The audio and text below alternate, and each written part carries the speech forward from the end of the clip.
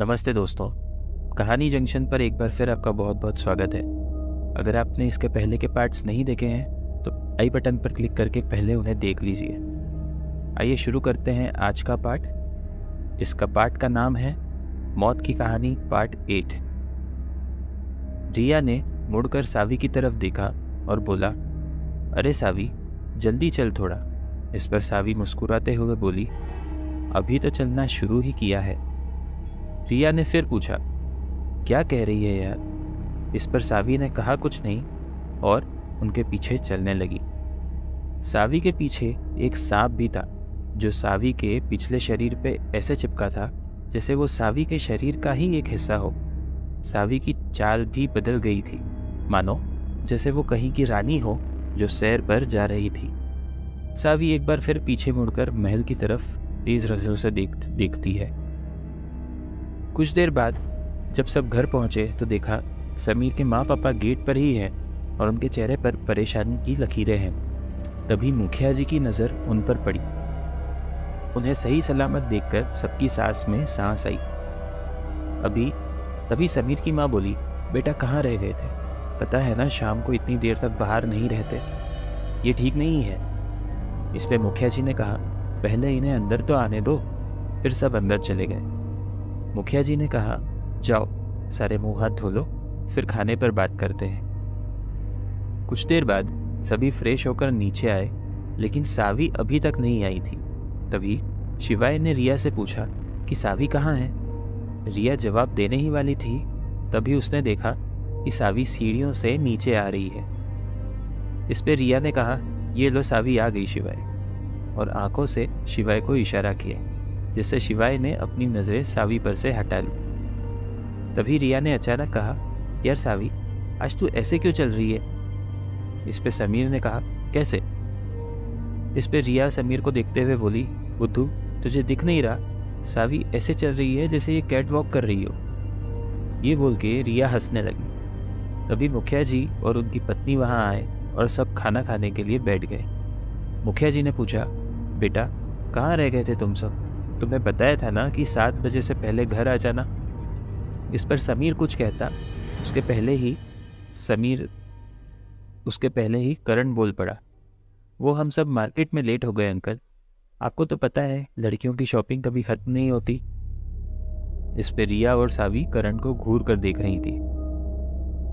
तभी करण ने इशारा किया। इस पर सावी और रिया ने कहा, हाँ अंकल, वो हमें बहुत सी चीज़ें अच्छी लग रही थी तो हम दोनों उसे देखने में इतना खो गए कि टाइम का पता ही नहीं चला। इस पे मुखिया जी ने कहा, ठीक है बेटा, लेकिन अगली बार ऐसा मत करना। इस पे सबने अपना सर झुका के ओके कहा। फिर मुखिया जी बोले, तुम सब आराम से खाओ, मेरा हो गया है, और अपनी पत्नी के साथ वहाँ से चले गए। सारे डाइनिंग टेबल पर बातें करते करते खाना खा रहे थे। तभी करण ने पूछा, सावी तुम कहाँ गायब हो गई थी उस महल के दरबार से? इस पे सावी ने अपनी नज़रें करण की तरफ की और बोली, मैं वहीं थी, लेकिन मुझे उसके साइड में एक बहुत बड़ी पेंटिंग थी ना, मैं उसे देखने के लिए थोड़ा आगे बढ़ गई थी। इस पर करण ने कहा, लेकिन जब हमने आसपास देखा तो तुम हमें कहीं नज़र नहीं आई। इस पे सावी ने कहा, मैं आगे चली गई थी, वो तुम सब तो एक ही जगह पर रुके हुए थे। इतने बड़े महल को अगर हम ऐसे देखेंगे तो कभी भी पूरा देख ही नहीं पाएंगे। समीर ने कहा, सावी क्या कह रही हो? धीरे बोलो, अगर किसी ने सुन लिया ना महल का नाम तो हम सबका हो गया काम। इस पे रिया ने कहा, अच्छा बताओ, कल भी हम वहाँ जा रहे हैं क्या? इस पे समीर ने धीरे से कहा, हाँ। अभी तो सिर्फ हमने आगे आगे का हिस्सा ही देखा है। इस पे सब मुस्कुराने लगे। शिवाय जो इतनी देर से शांत था वो सावी को ही देख रहा था।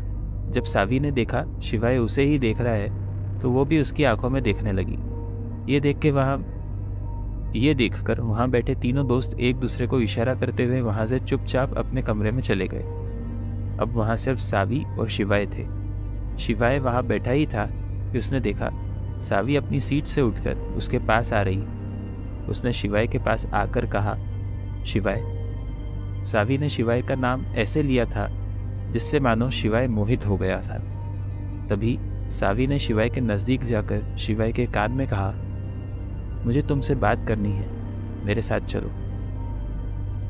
शिवाय चुपचाप सावी के पीछे चलने लगा। सावी उसे लेकर छत पर चली गई। तभी शिवाय ने कहा, क्या हुआ सावी, तुम अचानक ऐसे क्यों बात कर रही हो कि तुम्हें मुझसे क्या बात करनी है?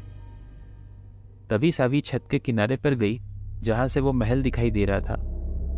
तभी सावी की आंखें चमकने लगी। तभी शिवाय की आवाज सुनकर सावी की आंखों का रंग फिर से नॉर्मल हो गया। शिवाय उसके पास आया। वो कुछ कहता उसके पहले ही सावी मुड़ी और शिवाय को बोलने से रोक दिया।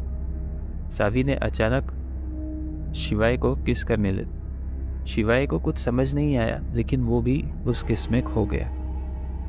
कुछ देर तक किस करने के बाद सावी वहां से भागकर नीचे चली गई। शिवाय को कुछ समझ नहीं आया अभी क्या हुआ। वो ये सोच ही रहा था, तभी उसे उस महल की तरफ से एक आवाज़ आई, मैं एक जा अपना बदला लेकर रहूंगी, सारे मरेंगे, मेरा इंतज़ार खत्म हो गया। ये सुन के शिवाय को कुछ समझ नहीं आया, लेकिन वो उस महल की तरफ गौर से देखने लगा। तभी नीचे से आवाज़ आई, शिवाय सोना नहीं है क्या? ये करण था। इस पे शिवाय ने जवाब देते हुए कहा, अभी आया। आगे क्या हुआ? क्या शिवाय जान पाएगा सावी के बर्ताव के पीछे का राज? जानेंगे नेक्स्ट पार्ट में। दोस्तों, अगर ये चैनल पसंद आ रहा हो तो इसे सब्सक्राइब करके बेल आइकन ज़रूर प्रेस कर लीजिए। अब हम मिलेंगे हमारे नेक्स्ट पार्ट में। धन्यवाद।